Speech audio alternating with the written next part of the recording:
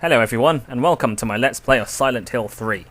If you recall, last time we were in an amusement park, we killed some horses, and we killed Dark Heather.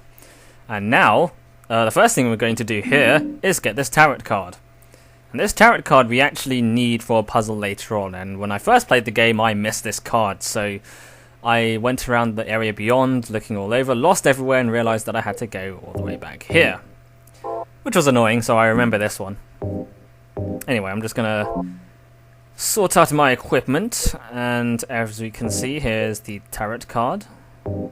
And as you see, it's just a little card, and its use will become apparent later on. But for now, let us explore. Oops, wrong way. There's nothing I can do with the organ. I don't know how to play anyway.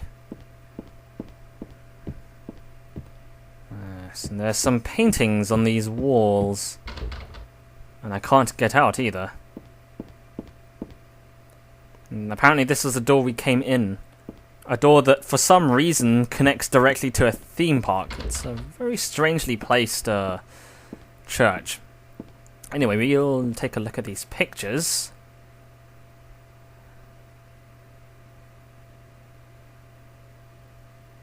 Number 3. I shouldn't look at this. I should start at number 1, and then it will make canonical sense. Chronological sense, I mean.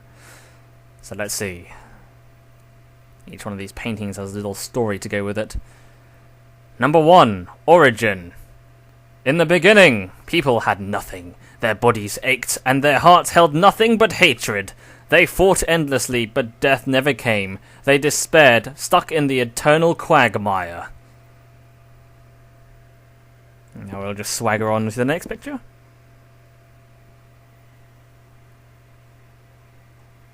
Number 2. Birth. A man offered a serpent to the sun and prayed for salvation. A woman offered a reed to the sun and asked for joy. Feeling pity for the sadness that had overrun the earth, God was born from those two people. And we'll just swagger on to the next picture.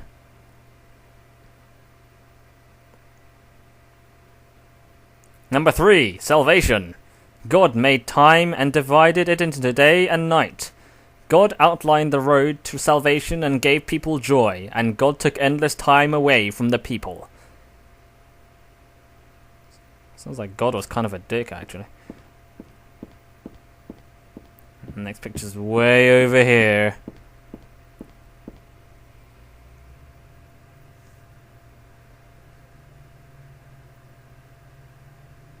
I'm not sure what that is anyway. Number 4, creation. God created beings to lead people in obedience to her. The red god, Zuchilbara. The yellow god, Losbel Vith. Many gods and angels. Finally, God set out to create paradise, where people would be happy just by being there.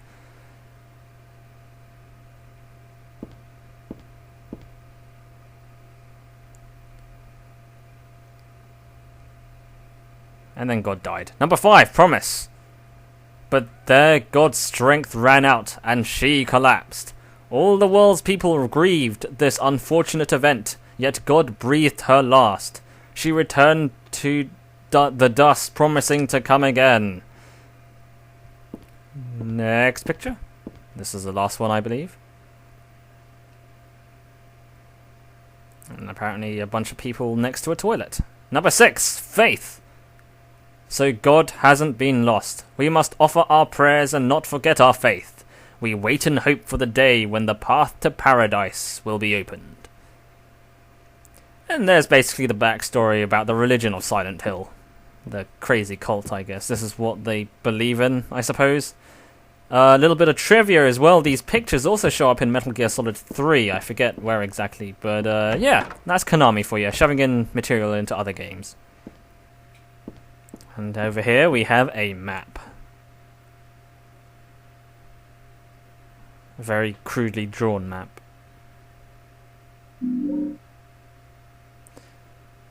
Let's take a look at the map, see where we are. Another piece of random trivia for you. The background image of the map is also drawn by a real 6-year-old or something. It's actually like the son of one of the game developer's friends. So a little bit of authenticity there, just make it drawn by Stupid kid. Anyway, there's someone on the other side of this door, and I can't open it no matter how hard I try. What a baby.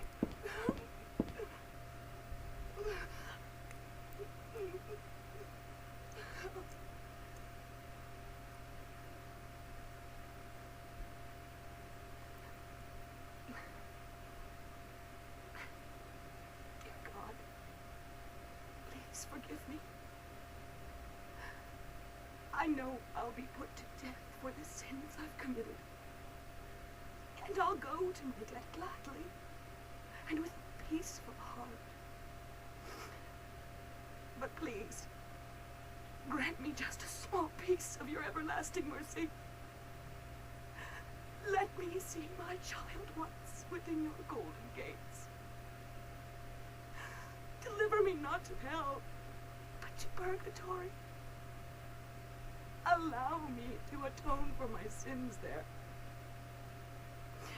I'll stand within the very flames of redemption, no matter how they burn me.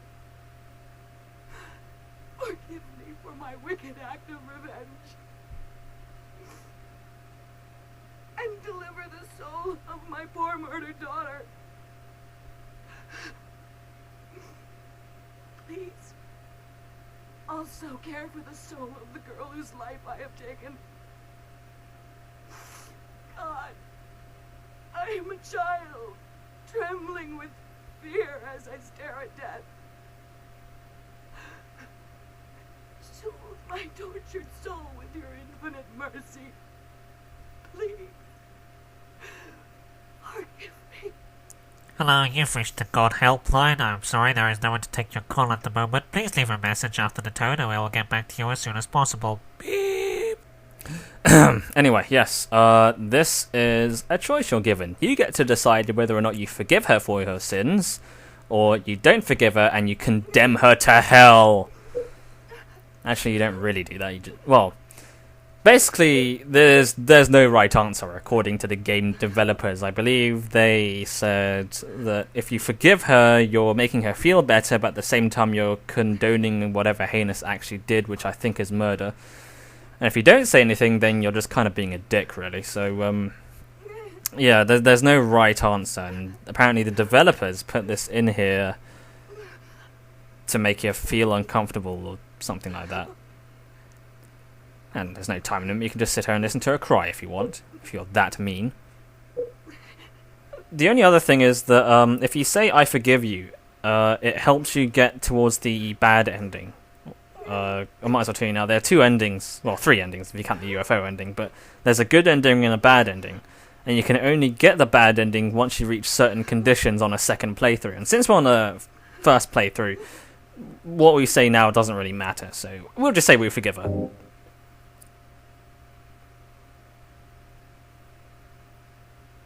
I forgive you. Thank you, Lord. I don't know how to tell you this, but I'm not the Lord.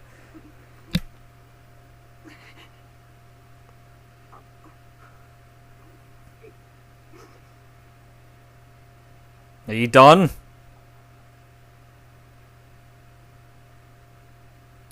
Anyway, I'll explain more about how you get the bad ending later, but for now, that's that scene done with.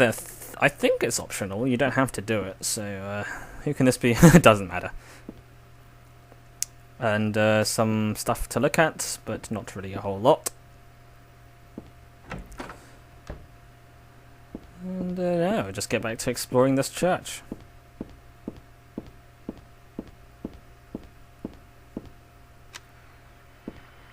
Radio static, we know what that means.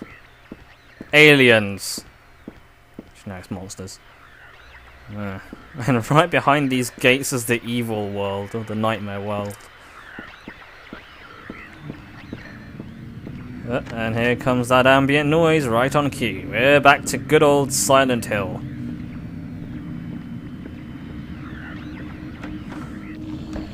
And, we have a vagina mouth, but he's emanating, like, black smoke. I'm not sure if he's like a more powerful version of the vagina mouth, but whatever.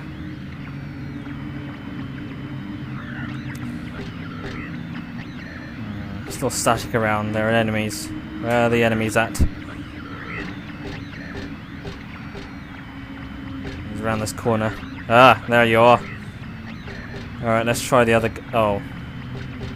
Alright, we're just gonna have to make a break for it. This door's locked.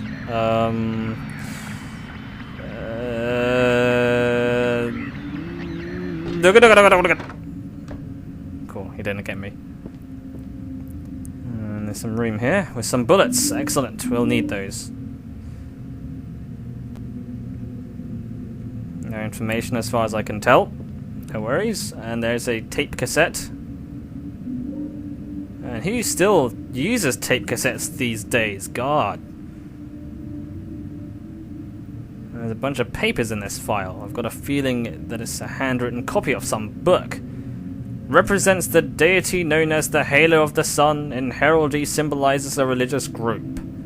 The 2 outer circles are charity and resurrection. The 3 inner circles are present, past, and future. Usually drawn in red, occasionally drawn in black or other colors, but blue reverses the meaning into a curse on God and is therefore forbidden. Yes, that's explaining the symbol of the save rooms we've been seeing. And yeah, it's just a religious symbol that apparently allows us to save our progress. That's very convenient.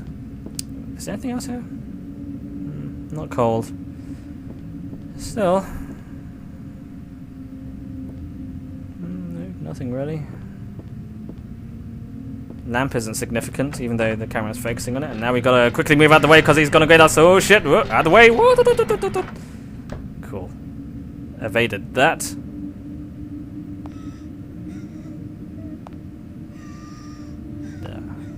Footsteps.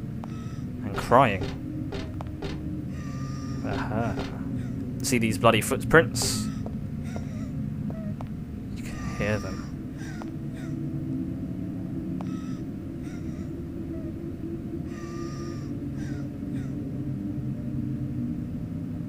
And it leads to this painting.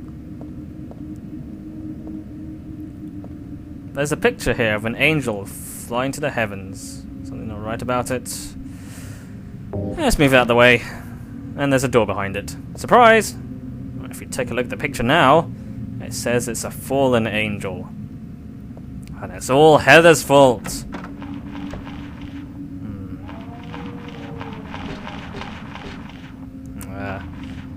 You can tell it isn't a monster because the static isn't going.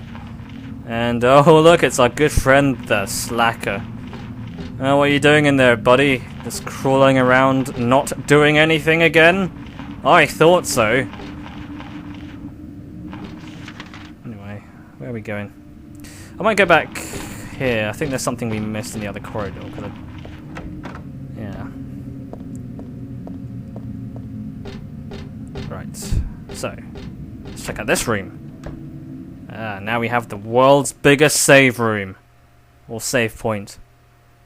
The circle means reincarnation. That's what it said in that paper back there. So death isn't the end. Pretty good deal if you ask me. Thanks to reincarnation I died as a lesser, but I'm still living as myself. But you know, just the thought of it is starting to turn my stomach. Well, you don't have to justify using save points in this game. You save your game progress. No need to tie it into the story now, do you? Anyway, let's look at some more paintings. Woo! Paintings.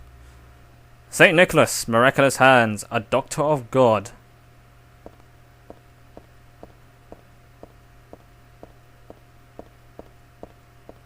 I should probably examine the other one first. Saint Elessa, mother of God, daughter of God. This picture. That's me. I'm holding the baby. And I'm the baby being held. That the me that wanted death and disappeared with God 17 years ago, and the me here now, the sort like, you know what? This is really confusing. Like, I kind of understood it earlier, but now they're just sort of mixing it up a bit.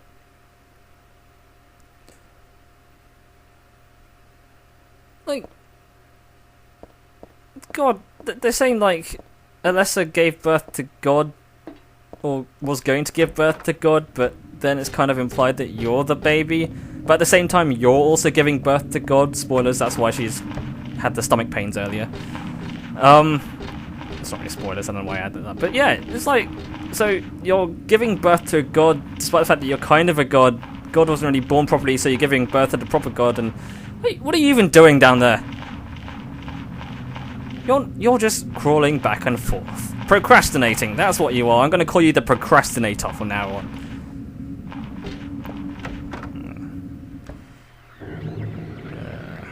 Where are we now? The monster... aha. Remember that monster that killed Harry Mason? Yeah, that's not it. It just looks very similar, and I can't help but feel that they decided to reuse the character model. I think it does look a bit different, but basically it's a weaker version of it. It's called the Scraper. These look like real mind benders. I'll leave them alone for now. We're in a library of some sort, clearly. There's a book on tarot here. Tarot was based on the 22 Hebrew consonants and is said to represent the entire world. Each card, numbered 0 through 21, has a particular meaning. By reading these cards, fortune tellers predict the future. For example, the first card, the Magician, signifies creation, wisdom, beginnings, or destruction and fraud.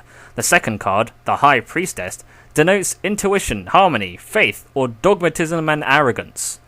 According to some texts, the Gardner deck had more than 22 cards. The Gardner deck does not exist today. It is mentioned only in literature.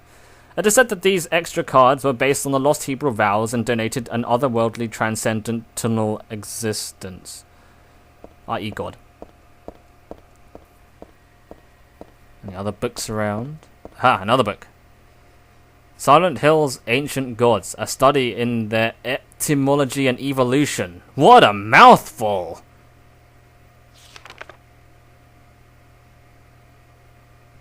There is no religion that has remained unchanged from the moment it was founded. This one is no exception. When this religion fell into the hands of immigrants, it was deeply influenced by their own original Christian beliefs. For example, the traditional representatives of these primal gods may have been given the names and descriptions of Christian angels. Thus, shared characteristics begin to appear. There is also one rare example of the chief deity, creator of paradise or lord of serpents and reeds, being dubbed with the demon's name. Of course, this was not done by believers, but by their opponents. Fascinating. So we learn more again about this stupid religion that controls Silent Hill, or at least plays some part of it. And we've got another tarot card which we need. And that triggered a cutscene, apparently.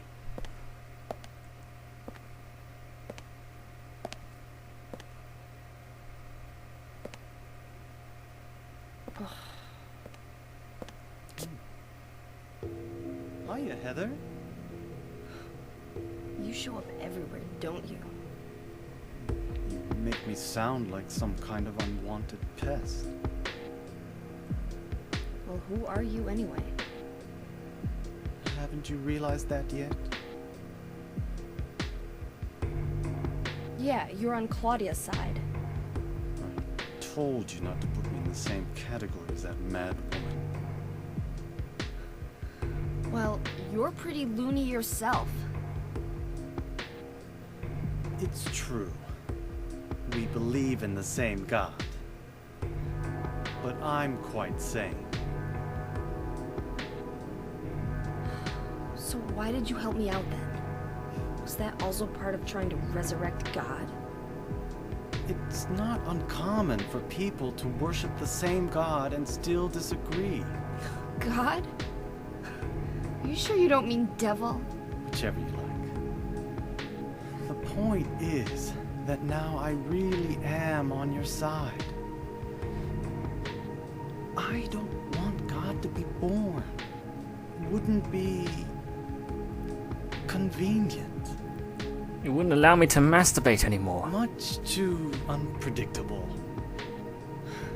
So you've been using me to stop Claudia, is that it? Do your own dirty work. My dirty work? I think we both had our own interests in mind. You hate her too, don't you? You're the only one who can get it done. I don't have powers like you two. By powers, you mean like guns, swords, and rods and shit? I always hated getting all hot, sweaty.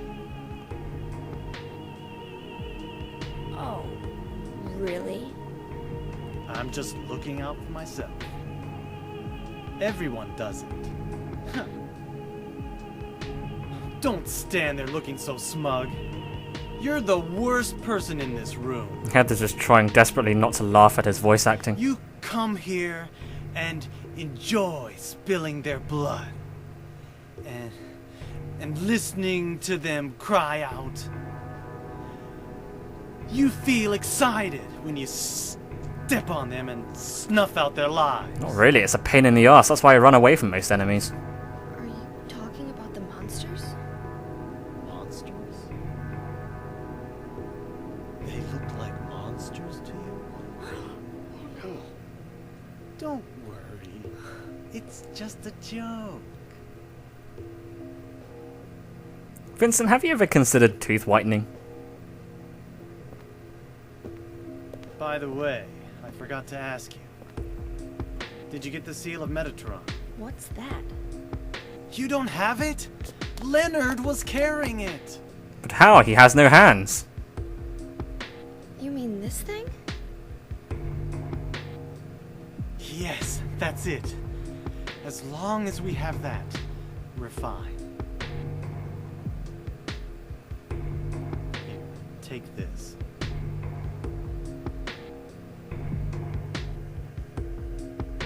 It's a copy of my Sonic the Hedgehog fanfiction in hardback.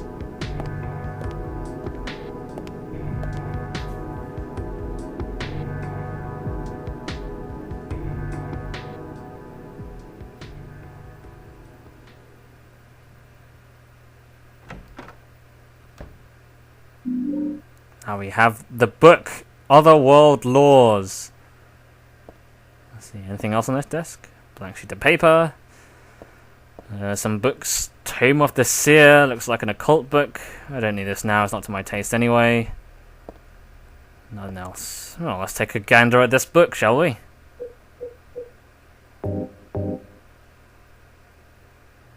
It's about the Seal of Megatron. This magic square with strong protective and dispelling properties is called the Virion 7 Crest, or the Seal of Megatron. It will bring results regardless whether the target is good or evil. Its strength, however, places a very high burden on the caster. As it is also difficult to control, it is not usually used. This is why it bears the name Megatron, after the Lord of the Decepticons, Megatron, also known as Galvatron. Well, that really told us not very much at all, other than the fact that the seal we have apparently has magic powers, and we can use it to stop Claudia. Oh, that's very interesting. So, I guess we'll find out more about that later. And anything else in here? Nope. Nope. All the books. Where have I not been yet? I guess that's this floor cleared out. We can, there's an elevator we should take, so we'll just block this guy, even though he didn't actually hit us. Okay, never mind. Whoops, nearly fell off. We'll just run past the guy. Aha! Heather Mason, professional dodger. Good person. We'll just take the elevator. Don't even have to press any buttons because there are only 2 floors. Take a gander which doors. This one's covered in bars, so he can't do anything. You can hear the enemy upstairs. Apparently he's trying to attack us from upstairs. No, whatever. They got some battle droids. This lock is broken. Another guy. Ha! He didn't reach me. But we just walked past him. We're back to this old gameplay style, trying to find locked doors and running past enemies.